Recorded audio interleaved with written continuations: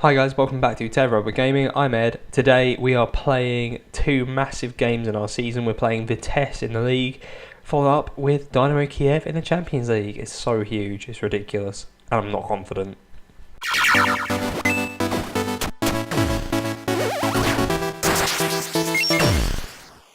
So yes, welcome back. I was not intending to come back to you this soon, mainly because my ear's still not sorted, and my hay fever's still going crazy, so I don't sound great or look great. But we last met, was it for, no, it wouldn't have been that, dearie me. I think we actually last met for PSV. I feel like I might have brought you, no, I think I brought you Man City on its own. Yeah, I brought you Man City. We lost 3-0. We then followed up with 2 wins in the league, 2-0 wins over Roda and Az. But then lost against Eredivisie 3-1, which was a bit of a disaster. Which looked terrible, to be completely honest. We then lost to Man City in the Champions League 3-0 again, this time away from home.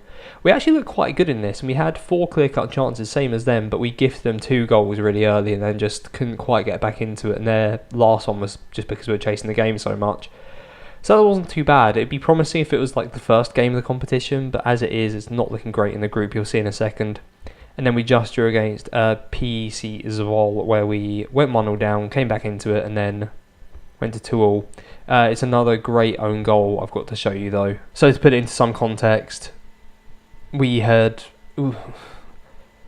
huffed and puffed but not really even made any decent chances to this point. Zvol were on top now. Actually, they're better the game overall, but this...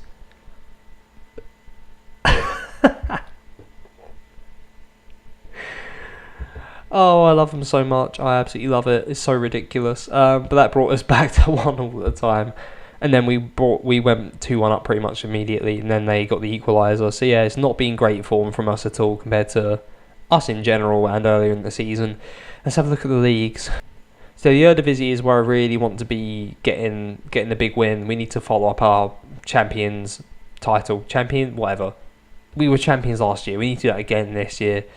And as it stands, Vitesse, with 2 games in hand, are 4 points behind us. So they'll go ahead of us if they win their games in hand, especially as one of them is against us. So it's all very confusing. But Utrecht are disappearing up the table. Here and Wien have a game in hand and the same point. So it's much tighter. So I've really got to get on it. And defeating Vitesse today will go that'll be like massive, because they were our main rivals last year. I suspect they might be this year too. And then follow that up with Dinamo Kyiv in the Champions League. And for those that have done any kind of maths during the last couple of episodes will know that it's not looking good now. So Man City beat us, RB Leipzig beat Kiev, so chances of us qualifying from the group, we're on 3 points from 4 games. We would have to beat Kiev and hope that City beat Leipzig. At least that guarantees us for the Europa League, so that's what we're looking for anyways, a win against Kiev. But in order for us to qualify over Leipzig, we have to better their 5-1 score against us, because it will come down to head-to-head, and obviously the goal difference in their head-to-head, and I don't think we're going to score 5 goals, quite frankly. I guess we'll see. I don't think 4-0 will do it. I think it has to be the same amount of goals, if not more. No, I don't know what it comes down to after that, so 5-0, really. So I probably won't bring you that game. I guess we'll see. So the team for today needs a little change there. Sorry about that. It is Lindahl in goal, Birmingham, Schmidt, Cohen, Vasquez at the back, Baldan, Verheyen in the middle, Silver and Son on the wings, Marta and Gresson up front. Very familiar. We've had a couple of injury issues. So Boghossian was injured. He's just coming back shortly. Andrew Ives obviously is still injured forever, and we are really feeling it this season. Out for another 3 months. I don't know if he'll be the same player when he comes back. He was 5-star potential, he's now not. That worries me a little bit. And Michael Marta has been injured, and he is just back. This is his first game back. You can see he's on 90%. I'm going to risk it. We've been very up and down. I've not really had a choice. Cohen obviously comes in for Boghossian at the back, by the way. Cohen's not really played this season, because I wanted to play Rodney Ruiz, our other young Dutch centre-back, when available, or when he can, basically, to try and give him the experience. But we've really not looked good. So this is a real big episode. I'm a bit nervous, to be honest. So nervous, in fact. I've already, before recording my Pirate series tonight, I've even got my rum and drink now. But our play forward hasn't really come to anything. We're sort of just aimless at the moment. I don't know what's going on. That is a terrible header by Marta. Hopefully we'll pick it up from the drop kick. Yeah, we just not looked ourselves. I do think a lot of it is down to Ives. I guess Keenan is a big miss in the middle as well. As good as Verheyen has been, I've brought in Van der Brink at times. He's not been great. Yeah, Keenan was technically amazing and physically amazing rather than just one or the other. Their keepers had an absolute nightmare there. We are coming again. Marta through the middle. Lays it off to Gretterson, who puts it just wide. Gretterson still has all the attributes to be a real top striker in like a year or so, but just does not perform. Got a news item recently saying he scored his first Iceland goal. I congratulated him.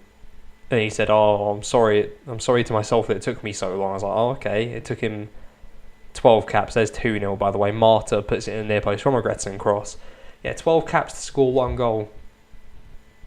Not great, but he's got his attributes are awesome. In a year's time, if he can work on his physicals a bit, he is going to be an absolute monster. But someone puts up the wing, and he's in a good position here. And that is as good a cross as you're going to see. We have missed Marta. Finn Bogerson sort of gone off. Everyone's sort of gone off the boil. And I normally cut these, but yeah, I'm missing Keenan massively. Verheyen's good in an attacking sense, but I don't know, he doesn't seem to get as involved. Verheyen with the corner now, just to make me look like a mug. Gretterson also makes me look like a mug, and Schmidt with the assist. So mug, triple mug action. But even on like the right wing, I just feel like, as much as I love Silva, as much as he still does perform, deep cross comes in, they really should be putting that way. As much as he does perform, we can probably get other players who would perform a lot better. It's all comparative. Like, just because he's getting like a 7 or so over a season doesn't mean that he's that good. That is a nightmare by Lindau, but fortunately their striker looks like he's offside from the initial shot, so that's handy. So we're still 3-0 up. Yeah, I think I just need to look at that. I signed a few players looking at the future, and I just don't think it's quite working out. We need to really like go for it this year, because the Champions League's gone. I know we got drawn in a horrible group, so I really shouldn't be that surprised. I'm happy. Of course I'm happy. But I kind of hope we'd look a bit stronger. We've had one good game against City, where we lost 3-0 ridiculously. But the other RB Leipzig game, the other City game, even the first Dinamo Kyiv game were terrible. Something for me to think about. Just over 20 minutes to go. My laptop's being disgustingly loud, as it likes to do. For whatever reason, I didn't put Trabelsi on the bench, so Finn Bogerson can have a run out. Oh, get off my screen. Yeah, Finn Bogerson comes on for him, so we got an Icelandic duo up front. Balde can come off for Sveinsson. And finally, we should probably give someone some experience. Fred Franklin can come on the left for Sonner. Just one of our youngsters, Fred Franklin. He's done alright when he's come on. I really would like my own players, and in recent seasons perhaps I've fallen more into the star rating trap, because obviously like a 4-star potential player doesn't mean he's that bad, especially when Sonner is like a 4-star player at the moment. Like he'd be a really good backup in like a year or two's time, Fred Franklin, if he can fulfill that potential.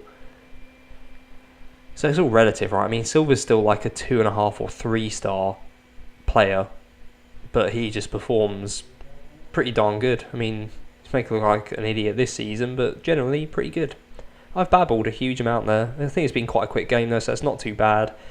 Vitesse with a throw-in, comes to nothing, and we win 3-0 against a league rival, which is extremely pleasing and a really good start to the episode. So with that, I then jump into the tactics screen, give everyone a rest, because this is probably going to be our starting lineup. I say probably, it is going to be our starting lineup. Give them all a 1-day rest. We have to sort out the bench a little bit. I'm probably going to bring off Frank and Petrobelsi because he can play left wing.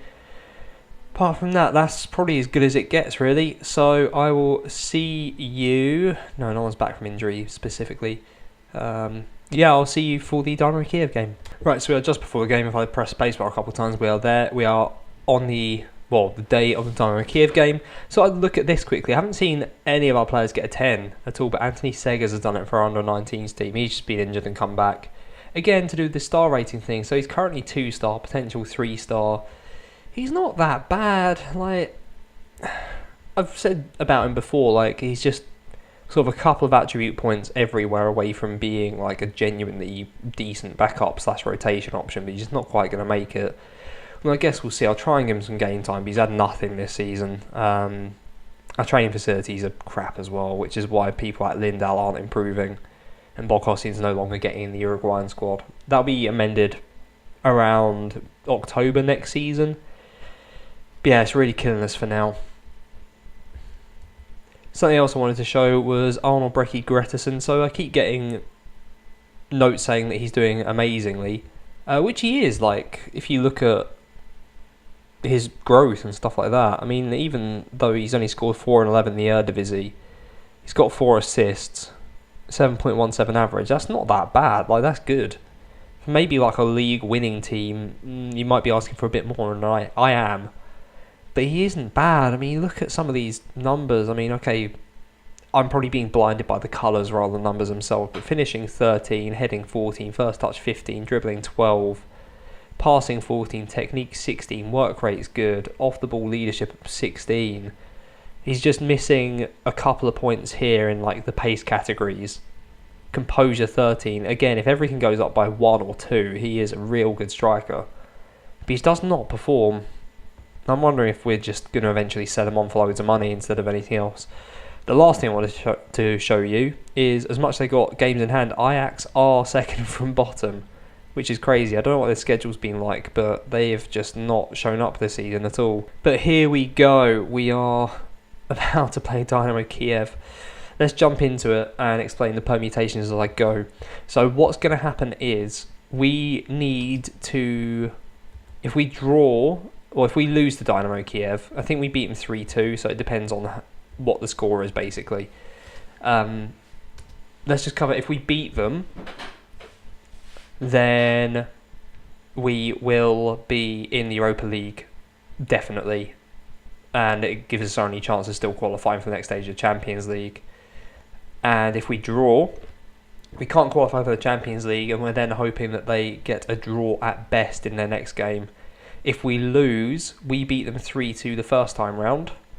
So it depends on what we lose by, but all of a sudden we're out of everything, basically. If we lose by a score worse than 3-2, so if they win 4-3, obviously anything with a 2-goal difference, then we are in, that's it, it's over. So yeah, really, cannot lose today to progress in any competition at all. Sona with a low cross into the box, Marta at the front post. How often do you see that? It's crazy how often you see it, and that is a perfect start. It really is. And it keeps our very, very faint Champions League hopes alive. 20 minutes gone, we're into another highlight. Dinamo Kyiv are edging pretty much all the stats at the moment, apart from clear-cut chances and goals, and those are the ones that count, really. Well, goals more than anything, but Verheyen does intercept and puts through Michael Marta. The easy square is on, and he doesn't take it, but he puts it into the back of the net. We're 2-0 up. And I'm not going to start dreaming that we can get through to the next stage of Champions League, because having to win by 5 goals, really, in our game against Leipzig is just outrageous and not going to happen. Even if we win 5-1, we then need the goal difference in this game to catch up. But Balde does pick up in the middle now, gives it to Verheyen, who's dropped in a bit. Silva is there, and Silva sticks it in with 3-0 up. And I thought this episode would go really terribly wrong, and I'm so happy I'm mistaken there. So we are into half time. It is 3-0 to Top Os, and I mean, what can you say? Just, I'm pleased, carry on. Having Michael Marta back is just so, I don't know what it is, because he's not amazing. I'd say he arguably got worse attributes than Gretarsson, but he just performs. I guess he's a bit older and a bit more consistent. That is a disgusting goal to concede. Oh, I hate it so much. Gets on the edge of the box, hits it. Who's it come off? Any one of about 3 or 4 defenders. Anyway, we're in the 65th minute. Schmidt is knackered and on a yellow, so Rodney Ruiz can come on for him. Verheyen can come off for Van der Brink. And we'll bring on Trebelsi up front for Gretarsson. I want to give Gretarsson a chance because he's younger and needs the experience. But I also don't want to throw away any attacking threat we have by taking off Michael Marta. It's very rare my players score hat-tricks as well, because I do just take them off if they hit 2 goals normally. Silva with a free kick from the left, crosses in. Van der Brink does get on it, but I mean, is he out of play? No? Was that the highlight? That wasn't the highlight. We're carrying on. Ivy on the left for Kyiv, goes past about 17 of our players, puts into the back stick for Guido Carrillo. Right, with about 7 minutes left, nothing has happened since that goal. I kind of want to just leave it. We've got a corner. Van der Brink sticks it into the box, drops a Sonner on the edge. He's giving it to nobody. Oh, please, nothing stupid, because they've left 2 men forward there. Oh my word, this is terrible football by us. Desciglio, he's playing for Kyiv, and Carrillo. Oh no, they're doing us completely. They've come down the left, cross comes in, Cohen heads terribly away, and it's put just over the bar. We're looking so good at the start of this game, and we're sort of clinging on. There's 2 minutes left, and there's another highlight. Not like this, Trinity. Not like this.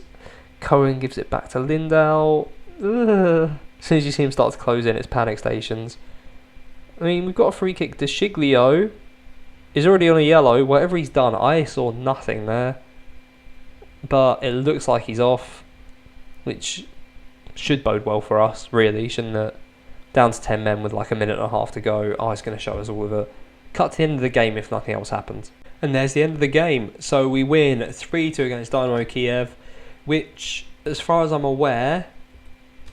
Oh, I said something wrong there. I think I said, why can't you do it every match? I think that's a fair thing to say. As far as I'm aware, that puts us into Europa League. It probably won't say it here. We finally receive more money for winning a game, which is nice, because money is useful. 36.3. Do I show you transfers now? No, I'll show you next time. I've got some future transfers, they're pretty exciting. Right, so, just to tie up this episode, Man City beat RB Leipzig 3-0. And that leaves it as follows. Goal difference, it kills us basically. So, we need to beat RB Leipzig by 5 goals in order to progress. If we beat them 5-1, that's not enough because our goal difference won't be good enough. I think that's how it works.